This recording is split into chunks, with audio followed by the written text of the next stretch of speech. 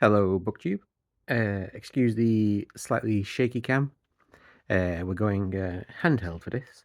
I was tagged by books I'm not reading, and I've not done anything on the channel for ages, and I felt a bit bad, so I thought I would, I don't know, to do a tag since I've been tagged to get back into the swing of things. So I was tagged by Kelly at Books I'm Not Reading in the Name 5 book tag. I am on the floor. I am near the bookcase where you can see there are little gaps here and there from where I've been pulling stuff out. Pardon the mess of it all. I'll just get to it. I'm not very prepared. I happen to be off today from work. I'm just doing this on the fly. So I'm going to read it. I don't even know what the prompts are. I watched Kelly's video, but they didn't sink in. So this is going to be raw initial interpretations. How long have you been on YouTube, Booktube, and when did you start your own channel? And what were your goals? I don't know. But I am linked in Kelly's tag, so I can click on myself off screen and see me. This is riveting watching, I'm sure, so I apologise. About me. So this is I joined on February the 15th, 2023. But obviously I've been using YouTube for much longer than that, but that must have been when I decided to actually join and do something about it. Which I think Kelly referenced Aaron from Aaron Read a Book or Aaron Read a Book, and then she kind of, in a friendly way, coerced him to join and form a Booktube channel. So I think it was a similar case for me from Kelly. She's quite the pusher. If this was drugs, I'd be on the hard stuff probably. I'm joking. That was a silly joke. But yeah, so I've formally had a channel for 3-ish years, and yeah, what were your goals? Just to talk about books, really. It's pretty mundane, pretty pedestrian as rationale goes. Yeah, there's nothing deeper behind it. It's just obviously reading is a very solitary thing, and I wanted to do it in company, and it seemed to be a good international community to do it with, so I'm doing it. Prompt 2: name 5 channels that you watch most regularly and try to keep up with. So to reveal a structural confession, I don't have any subscriptions to any Booktube channels. I just dip into channels as and when. That I watch regularly or try to keep up with. I would have to say this is gonna stump me now. Obviously Kelly from Books I'm Not Reading. Steve Donahue would be another one. Mark Richardson, Richard and Reads. Aaron from Aaron Read a Book. Aaron Facer. But then, like I said, that's not the leading 5, because there's obviously Pat from Book Chat with Pat. Debs from Raina Reads.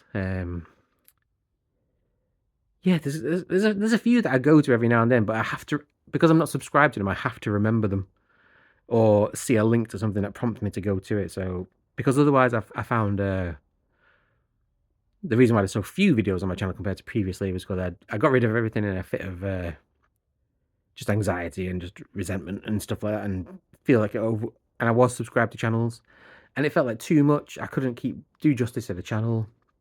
I couldn't keep up with everybody else, so yeah, I just decided to clear it all and just, if I want to see something, I will find it specifically to go and see it. Prompt 3: name 5 channels that you enjoy that are smaller or newer and that you'd like other people to know about. I'm not that versed super strongly in that many channels. Like I say, I kind of stick to what I know, and the ones I know kind of have a bit more of an established feel to it. So I suppose at a push, who do I think needs all the help and support we can give them? I'll say Jack Edwards, probably. He'd be a good one. Prompt 4: name 5 of your best commenters who may or may not have channels of their own, with whom you developed a friendship just through commenting back and forth. So yeah, that'd probably be commenting through, but that is then kind of moved on to Voxer. I still leave comments, and we have comments back and forth on videos and stuff. But yeah, so it'd probably be the same people, really.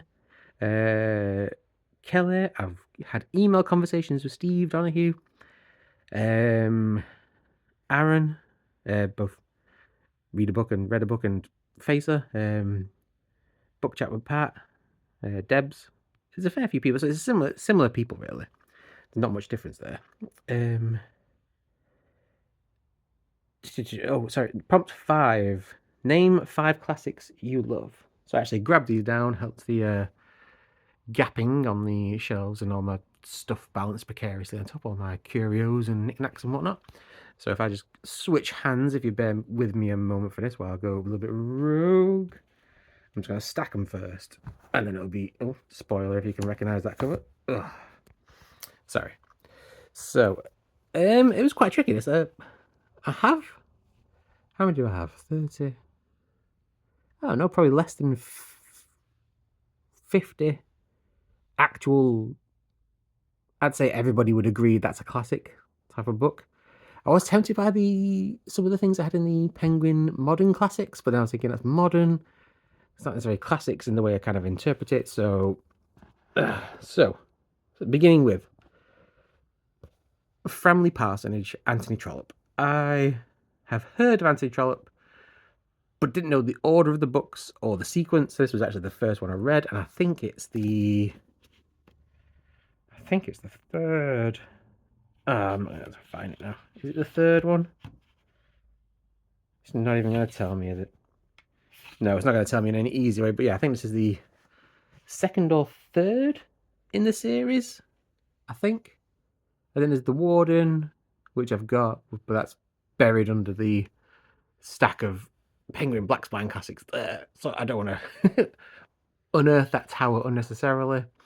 What was the other one? I had Barchester Towers, I think is the other one I've got. So I think I've read I think after reading this and then realising, oh, it's part of a series, I then went and bought the previous two to catch up with it. So that would be one. Second would be A Christmas Carol by Darl's Chickens, as I believe he's, pleasantly called. I just love A Christmas Carol. I've loved watching multiple adaptations of it.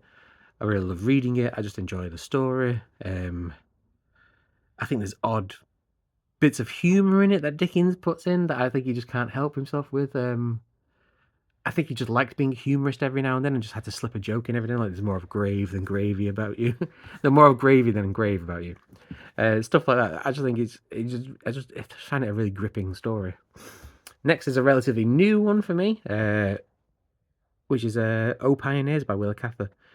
For such it's a very short book, but for such a short book, it had it created such a brilliant atmosphere of frontier life, and it's such a forward-thinking book in terms of the protagonist and how she wants to live her life and run her life and not be subject to other controls, and is happy to wait for happiness. It's kind of the way I describe it. I just thought it was just brilliant. So I need to carry on with that because I know this is part of I don't know if it's a trilogy or in a straightforward sense that it's all the same story continued, or it's like a shared universe thing. I'm not sure on that front, but yeah, I'd love to get to more Willa Cather. Next would be what I think is probably the best Bronte book out of the Brontes. I just think The Tenant of Wyfell Hall is fantastic. It could so easily have the time period it's set in with some minor tweaks shifted so easily. It just feels like a very timeless story. I don't know what it is, but I feel like Anne just nailed it on that one. I feel like that was just fantastic. And then a little bit more Dickens, because I've got I'm yet to start my Mammoth for March of the Mammoths. Truth be told, I'm still plodding along with The Heart's Invisible Furies by John Boyne, which I am sort of enjoying, but also getting a bit bored of. I feel like John Boyne's showboating a little bit with how he writes dialogue, and it's a little bit off-putting every now and then. So, but I'm getting there. I'm appreciating the story. It's moving along quite well. Sorry, I need to move around a bit. I'm sat on the floor, and aches and pains are setting in because I also fell downstairs on Sunday, and really like hurt my lower back and insides somewhat with the jarring pain of falling down the stairs. But I'm broadly okay. I don't mean to cause concern. But I think that will be my 5 classics that I love. Prompt 6. Oh, if you listen to audiobooks, name 5 audiobooks that are extra special because of the audio production. I tend not to listen to audiobooks. However, recently I've really been enjoying just not even really paying attention to, but just falling asleep to Leo McKern reading John Mortimer's Rumpole books. Because obviously Leo McKern plays Rumpole in the one of the TV adaptations. I think there've been more than one. But yeah, I just think it's just very enjoyable series to listen to. He's got a good voice to listen to, slash fall asleep to, is what I should say there. Now, name 5 books that prompt 7. Sorry, name 5 books that you loved that you rarely hear about and you'd love far more people to discover. So for this one, let me just scooch these out the way. Try and put these in some semblance of order if I can. So first I'll go for, no surprise here, everybody, Savile by David Storey. Booker Prize winner, but David Storey more broadly, and books of this ilk and from this kind of period they're just fantastic. And they just seem to have just come, apart from people just reference it every now and then, like Billy Liar. It seems like there's such worth to be had there, and it was recognised at the time. Like I've said multiple times, the fact that it's fallen off is just confusing to me. And it was experimental. You've had John Brain, was it, who did the Voda. You had David Storey, who did Radcliffe. Well-established writers who then just who do that thing all well-established writers do. I think they just take a punt every now and then, go, you know what, I'm going to write a story in this particular style or about this particular thing, and just see where it goes. And it's courageous and worthy of merit, I would say.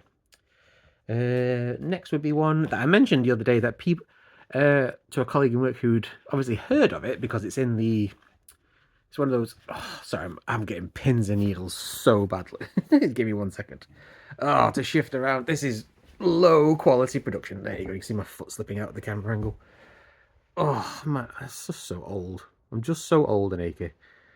The problem is now, this is going to be embarrassing, but I'm going to have to put you down for a second. I don't do editing, so the phone's just going down, and I will pick it up in a second.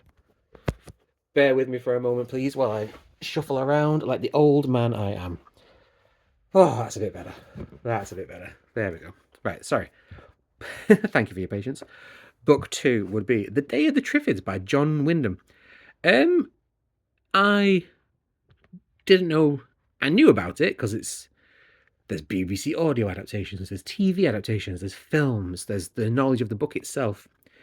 But I think I went into it thinking it was more. It is sci-fi, but thinking it was more sci-fi than it actually turned out to be. It's very dystopian, and given the popularity of, The Last of Us and various other stuff like that, and you'd think this would be up there as a book for people to enjoy who loved playing The Last of Us, but no, I mean, there's like I think they're probably off-putting parts of this story because of the time it was written in and the opinions of the author a little bit, but the story is good. The story is worth it. But yeah, I really enjoyed that. Hope Merleys, Lud in the Mist. Just a really good story. It's a bit, as you can see, got weird. I think I spilled a cup of tea all over it because I went to pick this up from between some cups of tea and I knocked one over and it went everywhere. But really good story. Very, very odd. So I'll give you a chance to pause and read what it is if you want to have a read about it. But yeah, it's just a very good story. And then obviously I read off the back of this through the library at work. I requested Hope Merleys' long form poem Paris, which was a crazy ride, but interesting to read. But yeah, another one I'd highly recommend, Blood in the Mist. Where have we got next? Next. So this was an introduction I had to not an introduction I had to this author. So when I was a much younger person, I was not given as a gift, but sorry, I need to move again. Presented with a copy of 1984 to read, which I did over like a summer job I had when I was a teenager, doing labouring, and that was the book I was given to entertain myself with in the. Did I say what it is? I'm not saying what it is, have I? Sorry, which was 1984 by George Orwell. And then a book that I don't think gets too much attention, because again, I think it falls into that kind of Day of the Triffids thing where I think something can get so in the zeitgeist, or whatever you want to call it, the collective psyche, that people don't bother necessarily, or they don't feel like they need to, because they know it a little bit. So I'd say, as an intro, this is 3 books, but I'm talking about this one. So it would be Down and Out in Paris and London by George Orwell. Just a very interesting bit of a reportage, or whatever you call it, about him slumming it up, basically, in, like I said, Paris and London. It's just a very good, very eye-opening story to a time and way of living that I think people are aware of, but is being seen and reported on in this manner with fresh eyes. So very good. And that obviously opened up the doorway for me to read more of the non-fiction of George Orwell. So like the second stab I had was Books versus Cigarettes, which is Penguin's Great Ideas. Wonderful little series. I'd highly recommend it. They have loads of them in this, and they're colour coded for different batches. This is in the green series, and then you can see Books versus Cigarettes, but there's 30 or 20 in each set, I think, of different colours. But yeah, so there's Books versus Cigarettes again, and then off the back of really enjoying that as well, I was wishing I could have more of Orwell to read, so I plunked for this behemoth, which I've not made it all the way through, but it's just a collection of essays from Everyman of George Orwell. But it obviously, is it called England, Oh My England, and various other things in there. But yeah, I just think it's just a brilliant collection. Absolutely brilliant collection. And then, so as I put as David Story, John Wyndham, Hope Merleys, George Orwell, so that puts us at 4. That's the 4. This is getting quite long, this, isn't it? I apologise, viewers. I'm nearly done. 4, and then for the 5th, because I'm going to use one of these as the springboard to talk about it more broadly. But I'll start with this one. It would be William Golding's The Spire. Love this story. Loved it so much. I really felt it all the way through reading it because of the atmosphere it created. It's like this really just fervour and intent, and just everything's going wrong, but you're so sure you're right. It was just, I just found it fantastic. But looking at it more broadly, again, I think that it's popular enough that it appears in places, but it's not talked about with enough popularity based on the perceived popularity. That might not make sense. But you know what I mean? It's like it would be like the equivalent of, where have I got it? Is it to hand? Can I grab it? Is it going to fall over? It might fall over. Hang on. Small detail while I knock over other books would be this monstrosity, which I read with the Ulysses 6 a little while ago, where we did a series of lives and discussion and had a Voxer chat for it, discussing it as well. It's popular enough. I think people don't need to read it, but if it's so popular, why isn't it read more? That I think that makes it a bit more coherent. But that's the example point there. So I feel like for William Golding, it's true because the Papermen just really enjoyed it. Really good writing. Pincher Martin, just an unusual story, but really good writing. Really enjoyed it. Rites of Passage, one of a trilogy. It's a really good story. Really fell into the narrative of it and got lost in it while I was reading it. Really enjoyed it. My very old educational edition of The Lord of the Flies, which I was given in high school. When, because I think I wrote in the front of it, didn't I? Yes, it belongs to me, and I was in year 10 of high school. 10 HB. Just fantastic. And there's a recurrent BBC adaptation as well, which I started to watch, but the special effects looked awful, and I didn't really gel with the story, so I skipped on that. But then, and then next I've got to read is The Pyramid, which I'm sure I've not started yet, because the back of it didn't ring a bell, so I think I've got that to read.